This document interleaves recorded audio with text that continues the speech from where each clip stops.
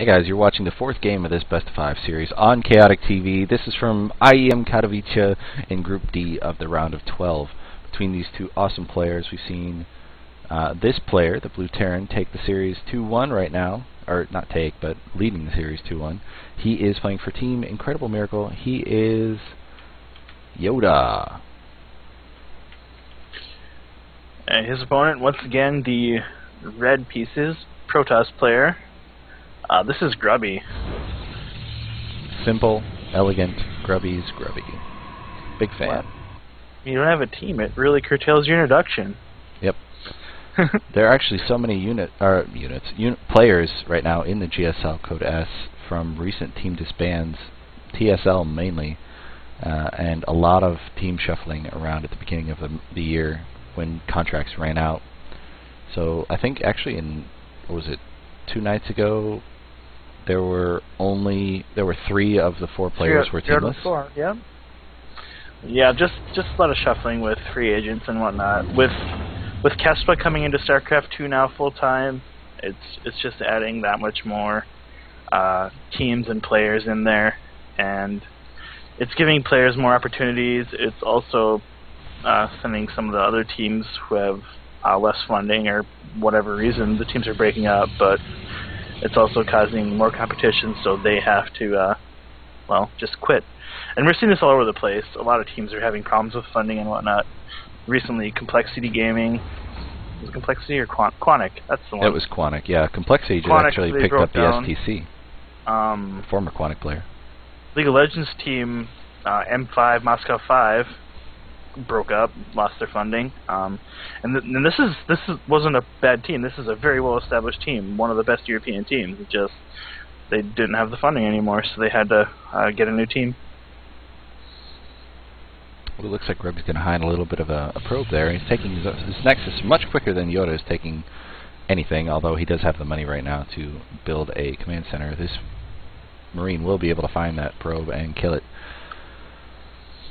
So we're just going to wait a little bit to see what really happens. Getting back to what's happening with all the teams, Kespa teams, and I'm a big fan of Kespa players, mostly because I'm a big fan of variety, and I'm really glad to see new blood on the scene. Not in a bad way or anything. The Jadon, Flash, they're not actually bleeding on people, and Bisu are huge names that are bringing some serious competition to all of these established players from the Korean Esports Federation, and I'm really hoping that something crazy happens in Heart of the Swarm, which comes out in less than 2 months. So stoked. I think by that time these big names will be all completely settled into StarCraft 2 and be ready to go. We're already seeing incredible stuff from Flash. He can play what would be considered greedy, no more than a month ago. He can play that way, yet still be able to defend it just by his multitasking and micro. Just things like that, and it just makes me so excited for the future of the game. I'm excited for I think it's going to be a big year for esports. But the jump in the game right now, Yoda doing the 3 command center and 3 barracks follow-up right now. It's a very safe build that balances greedy and protection from something like a 4-gate. But Grubby is not going to do a 4-gate. You actually don't see many pro-Protosses. That's a funny way to say it.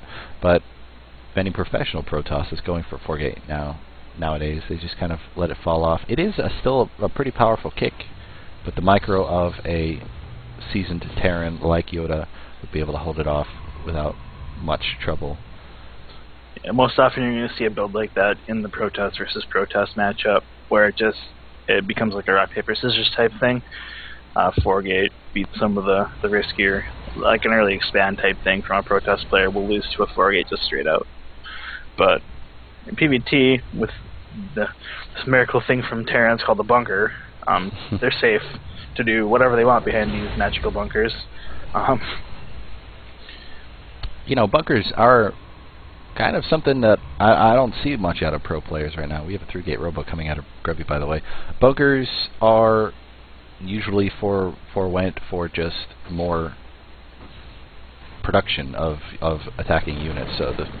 So So they use the old adage, good defense is a great offense. So that you don't normally see bunkers in pro play, except only 1 or 2. But we've seen Yoda go for up to 3 in these last couple of games, trying to hold off the Protoss Grubby.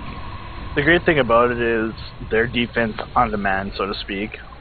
With the build time of them, it just greatly bolsters the power of your bio army in a defensive situation. Where you see something like when he used a lot of them, he just lost an army across the map, and he knew a counterattack was coming. So there you go, 3 bunkers. You'll see him a lot if you're trying to do some greedy play, get expansions or tech up, and not make that many units. You'll have bunkers to help your defense.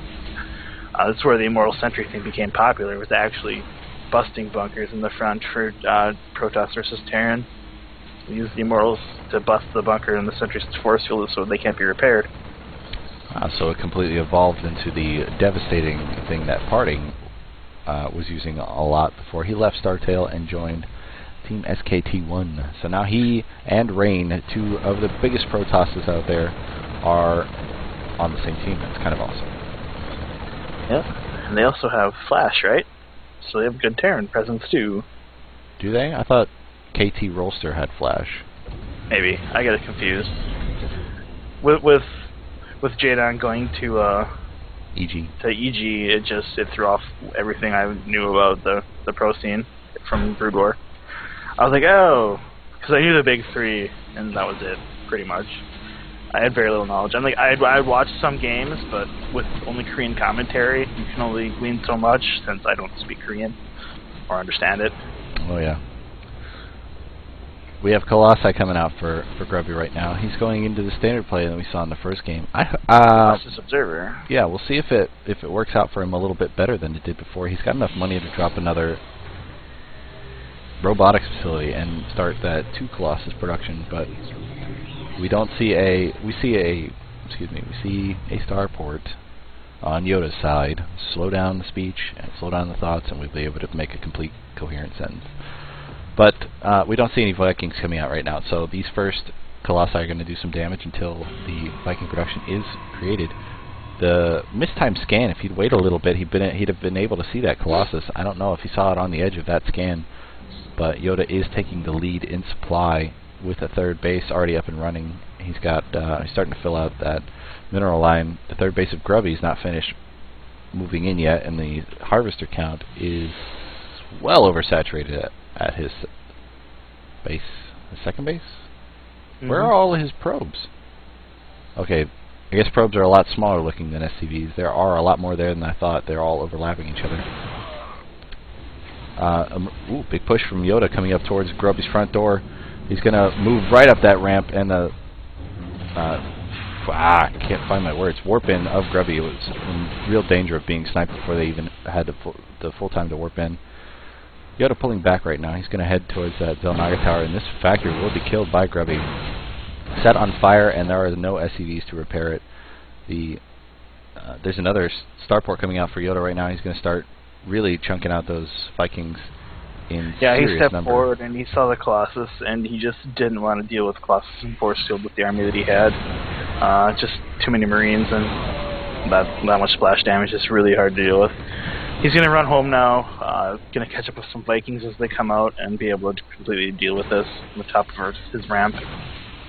These stalkers are doing what they can to snipe off one of these medevacs, but he had to blink back instead of blinking forward because he had to get back to his Colossi for some safety. The first 2 Vikings here are kind of not enough against these Colossi, but there are 3 more in production behind this to really start building up the numbers. Yoda right now, he's a little bit supply blocked. He's got 1 supply depot coming in, but he's going to need a lot more than that with the kind of production he has.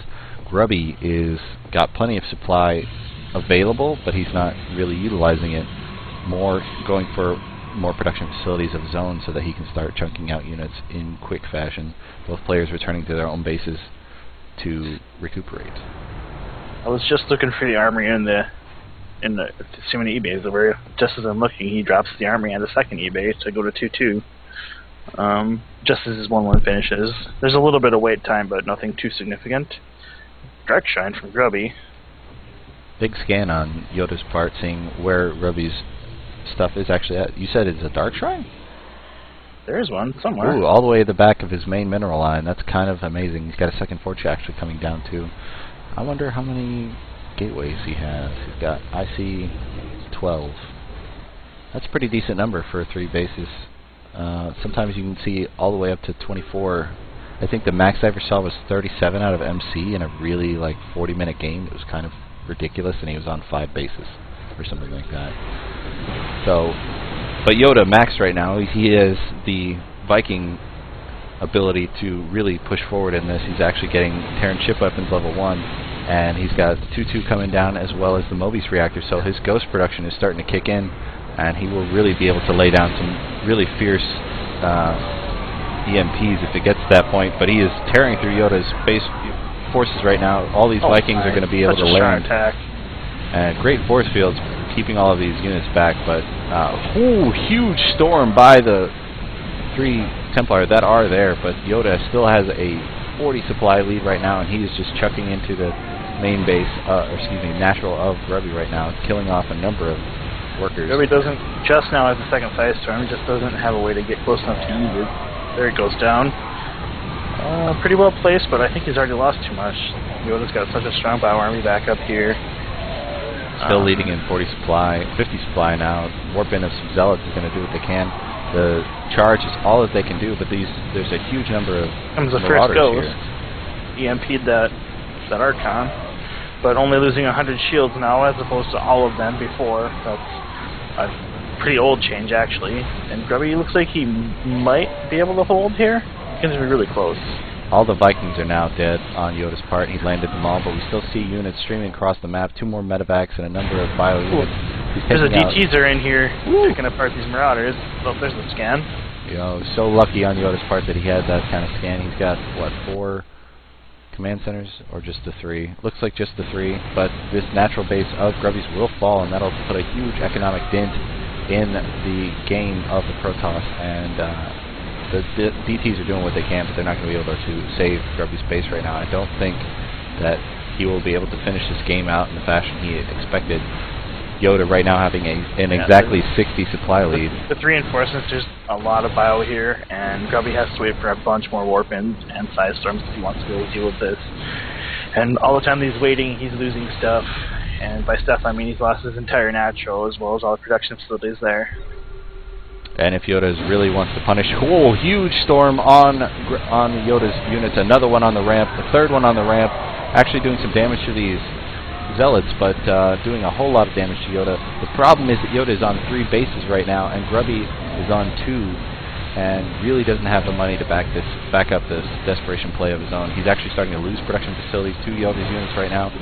The big storms are doing what they can, and the warpins of Zealots and Stalkers are doing what they can. The final Colossus is going to try to really do some damage to these units, but it's going to get immediately sniped off at the first opportunity, and these medevacs are here pretty much one-on-one to each of these bio units, and actually the Harvester kill count right now, 42 to 41. When did Yoda lose all of these units? When was there a warpin back home? Oh, Templars. DTs, yeah. But with that said, even if Grubby does stabilize here and hold this attack off, I think he's just too far behind with everything he's lost. Yeah, I don't think there's going to be any kind of savior for this one. The DTs did what they can, but there was still too much. GG, well played. Yoda takes this series 3-1 over the Nederlander Grubby, and I actually had a whole lot of fun casting these. These were very well played games on both sides. We're going to bring you another best of 5 tomorrow, and it's actually going to be First versus TLO. But if you want to watch the precursors to those games, you can find them on Chaotic Rob TV at youtube.com. You can follow me at Chaotic TV, and you can follow Grubby at Follow Grubby. So since Yoda has no Twitter account, we can't say his again. Thank you very much for watching. From Chaotic TV, I am KO. And this is the Clip. And we appreciate your viewage. See you next time. Cheers.